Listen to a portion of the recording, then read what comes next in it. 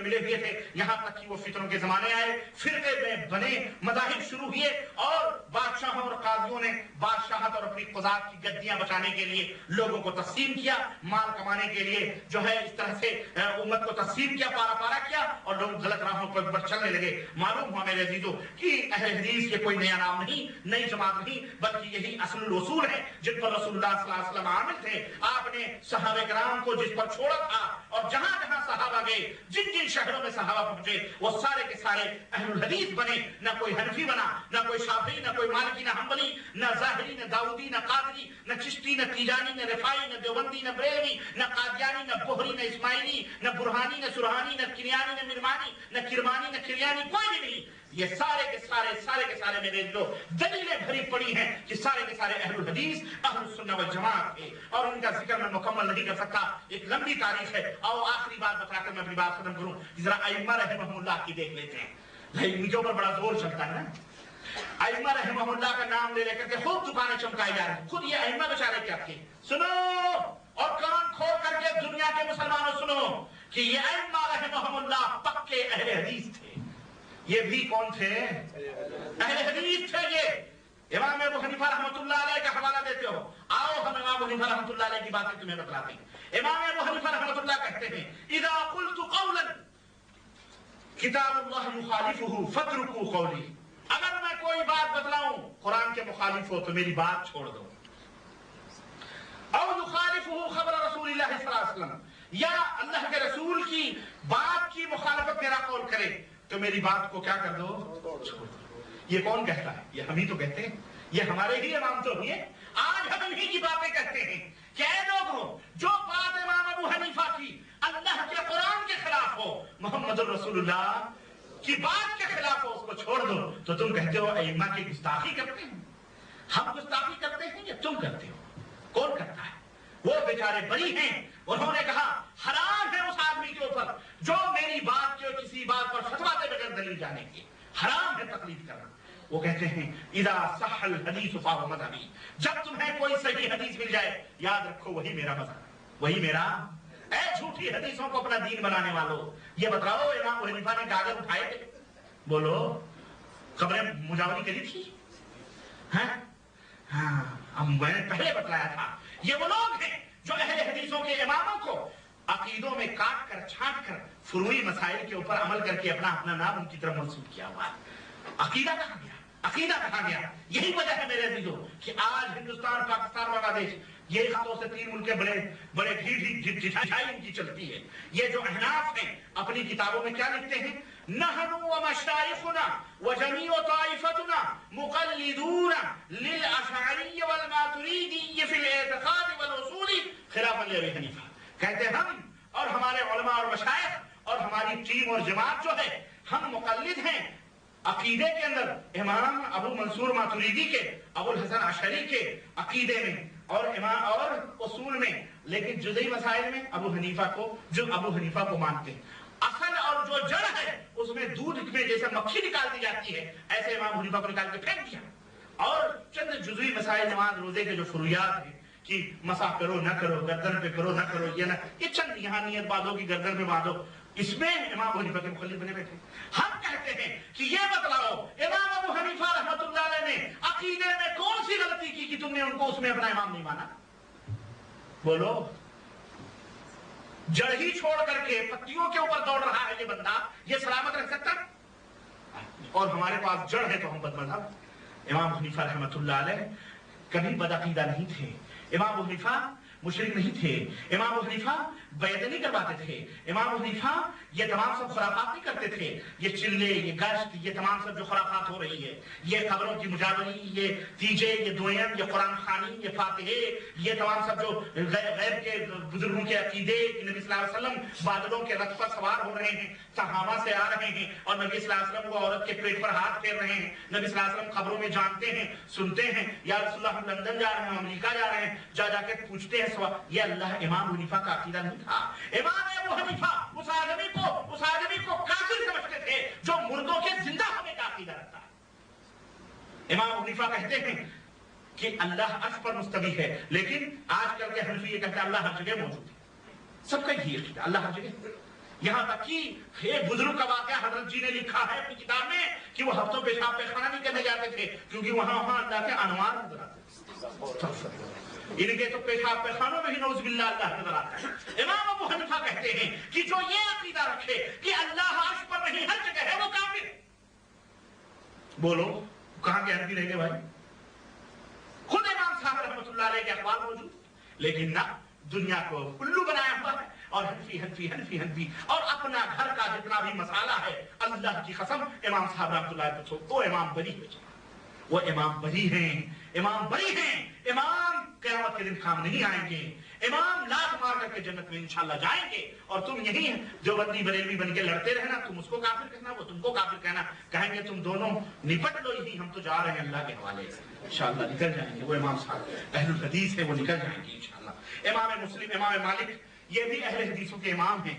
امام مالک، امام مسلم اپنی صحیح مسلم کے مقدمے میں لکھتے ہیں کہ ائمۃ اہل الحدیث مثل اہل حدیثوں کے چند امام ہیں، مثال کے طور پر کہہ رہے ہیں امام مالک کہہ رہے ہیں، مالک ابن انس کہہ رہے ہیں، شعبہ ہیں، سفیان ہیں، یحییٰ ہیں، یہ تمام سب اہل حدیثوں کے امام۔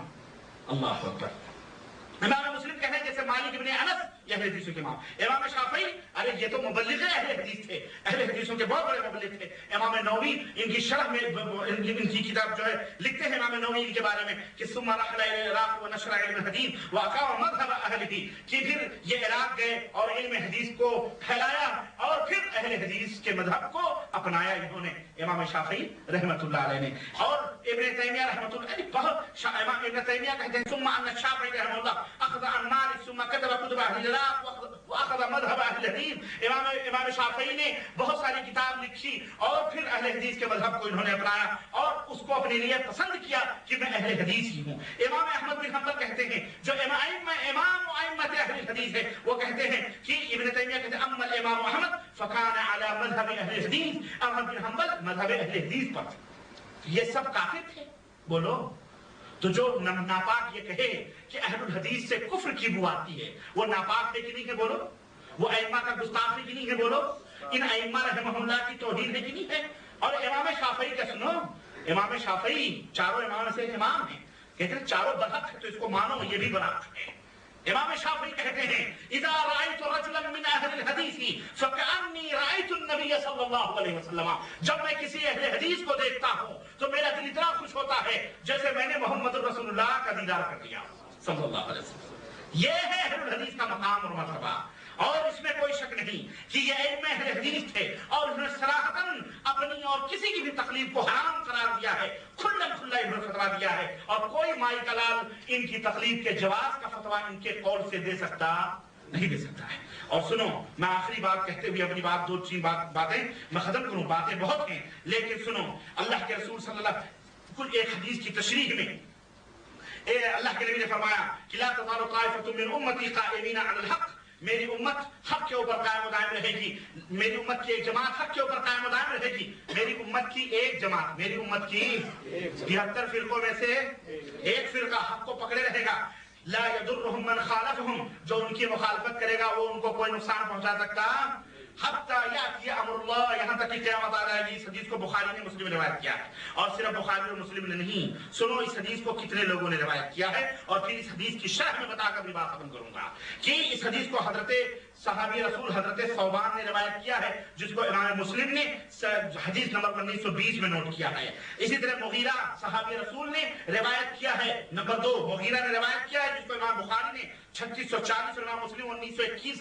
نمبر کی حدیث میں نوٹ کیا ہے۔ حضرت جابر بن سمرہ یہ صحابی رسول انہوں نے اس حدیث کو روایت کیا ہے، جس کو مسلم نے 174 نمبر کی حدیث میں نوٹ کیا ہے۔ حضرت جابر بن عبداللہ نے اس حدیث کو روایت کیا ہے، جس کو 1923 نمبر کی حدیث میں امام مسلم نے صحیح مسلم کے اندر نوٹ کیا ہے۔ عقبہ بن عامر 1954 میں صحیح مسلم نے ان کی اس روایت کو نوٹ کیا ہے۔ حضرت قرہ ابن ایاس نے جس کو مسند احمد نے نوٹ کیا ہے، ترمذی نے ابن حبان نے اپنی کتابوں میں اس حدیث کو جگہ دی ہے۔ عمر بن خطاب، عمران بن حسین، ابو امامہ، یہ جتنے بھی صحابہ ہیں اس ایک حدیث کی روایت کرنے والے ہیں، کیا کہ میری امت کی ایک جماعت حق کو لازم پکڑے رہے گی یہاں تک کہ قیامت آ جائے گی، کسی کی مخالفت اسے کوئی نقصان پہنچا سکتی۔ آج دنیا مخالفت کر رہی کہ نہیں کر رہی ہے اہل حدیثوں کے خلاف؟ ہندوستان میں، پاکستان میں وہ پمفلیٹ بٹ رہے ہیں، کوئی 20 لاکھ کا انعام نکالا ہوا ہے، 20 لاکھ کا انعام کہ اہل حدیث جواب دیں گی، ہم نے کہا کرے ہم بری ہیں ان تہمتوں سے، جاؤ ہم ایسی کچی گولیاں نہیں کھیلتے، ہمیں زیر کرنے کے لیے رب کا قرآن لاؤ یا محمد رسول اللہ صلی اللہ علیہ وسلم کا فرمان لاؤ۔ نبی علیہ السلام کی نبوت کی نشانیوں میں سے یہ حدیث بھی میرے عزیزوں جو فرمایا ہے حضرت صلی اللہ علیہ وسلم نے کہ ایک جماعت قائم و دائم رہی، یہ نبی کی نبوت کی ایک نشانی، آپ کے نبوت کی صداقت کی ایک بہت بڑی دلیل ہے۔ الحمدللہ اس حدیث پاک میں نمبر 1 طائفہ منصورہ کی فضیلت ہے کہ یہ طائفہ منصورہ یہی جنت کی جماعت ہے۔ نمبر 2 یہ طائفہ یہ جماعت جو ہوگی یہی حق پر ہوگی۔ اور نمبر 3 کوئی بھی زمانہ اس کے وجود سے خالی نہیں ہوگا، ہر زمانے میں یہ جماعت موجود رہے گی، ہر زمانے میں یہ جماعت۔ اب یہ نہ کہنا ارے ادھر یہ مولوی بلا رہے ادھر وہ مولوی، اب جاؤں تو کدھر جاؤں، سارے ہی تو بلا رہے۔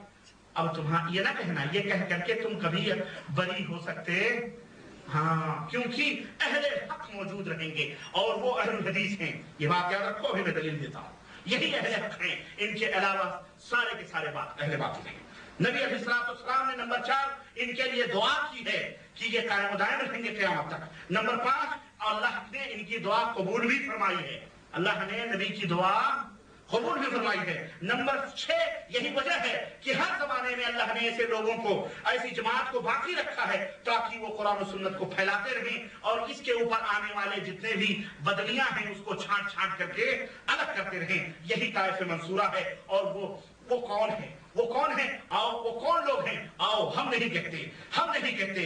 آج ہر فرقہ ہر مذہب کے متعلق ہر مذہب کے متعلق ہر مذہب کے جو متفق علیہ امام ہیں ان کی زبانی سنتے ہیں کہ یہ طائفہ منصورہ سے مراد کون لوگ ہیں، وہ ائمہ کیا کہتے ہیں۔ سنو میرے عزیزو، عبداللہ ابن مبارک کو میں پیش کر رہا ہوں جو استاد الاساتذہ راس المحدثین ہیں، حضرت عبداللہ ابن مبارک، اللہ اکبر۔ ان کے فضائل میں بیان کروں تو بہت لمبا وقت چاہیے، لیکن عظیم چوٹی کے محدث ہیں۔ یہ کیا کہتے ہیں اس حدیث کی تفسیر میں، امت کے اندر موجود رہے گی قیامت تک۔ اس حدیث کی تفسیر میں کہتے ہیں کہ لا یزال طائفۃ من امتی ظاہرین الحق، میری امت کی ایک جماعت غالب رہے گی۔ یہ کون لوگ ہیں؟ قال هم اہل الحدیث، عبداللہ بن مبارک کہتے ہیں وہ اہل حدیث لوگ ہیں۔ کون ہیں وہ؟ سب وہ لوگ، وہ کون ہیں؟ اہل الحدیث ہیں، وہ اہل حدیث ہیں۔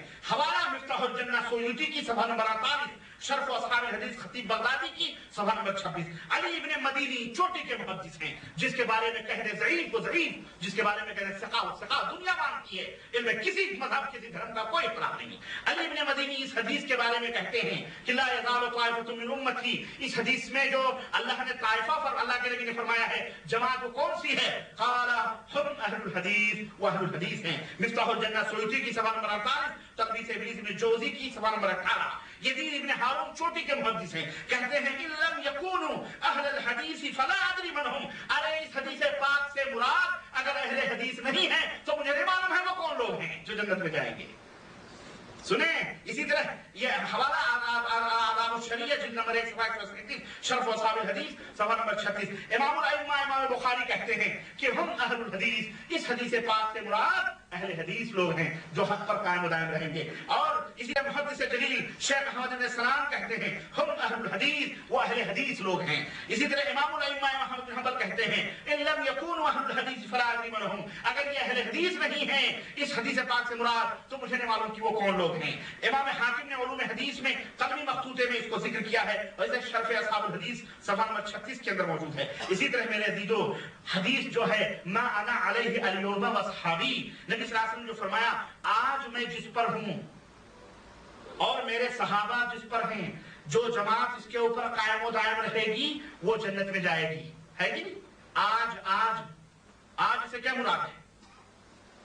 اليوم، آپ نے جو فرمایا آج، جب نبی نے یہ فرمایا تو کون لوگ تھے ان کے سامنے؟ سب صحابہ کرام تھے۔ سب حدیث والے تھے کہ نہیں تھے؟ بولو، سب حدیث والے تھے کہ نہیں تھے؟ اور اس حدیث میں قرآن بھی ہے اور فَإِنَّ خَيْرَ، ہاں دو یاد رکھنا، سب حدیث والے تھے۔ تو اس حدیث پاک سے وہی اہل الحدیث مراد ہیں۔ اسی طرح ابو الحسن محمد بن عبداللہ بن بشر کہتے ہیں کہ رأیت النبی صلی اللہ علیہ وسلم فی المنام، خواب میں میں نے نبی صلی اللہ علیہ وسلم کو دیکھا، فقلت من الفرقۃ الناجیہ من 73 یا رسول اللہ، اے اللہ کے نبی 73 فرقوں میں جو ناجی فرقہ ہے وہ کون سا فرقہ ہے؟ تو کہتے ہیں کہ قال صلی اللہ علیہ وسلم انتم یا اہل الحدیث، اے اہل الحدیث تمہیں لوگ جنت میں جانے والے ہو۔ جو اہل حدیث ہے، اہل الحدیث ہے، جو محدثین، صحابہ، تابعین، تبع تابعین، ائمہ کے نقش قدم پہ چلا ہے، وہی شخص کہاں جائے گا؟ اور یہی صراط مستقیم ہے. اہدنا الصراط المستقیم انعمت اہدنا الصراط المستقیم صراط الذین انعمت علیہم. اس راستے پر اے اللہ جس نے تو نے انعام کیا ہے. انعام کن راستوں پر ہے؟ صدیقین، ابو بکر صدیق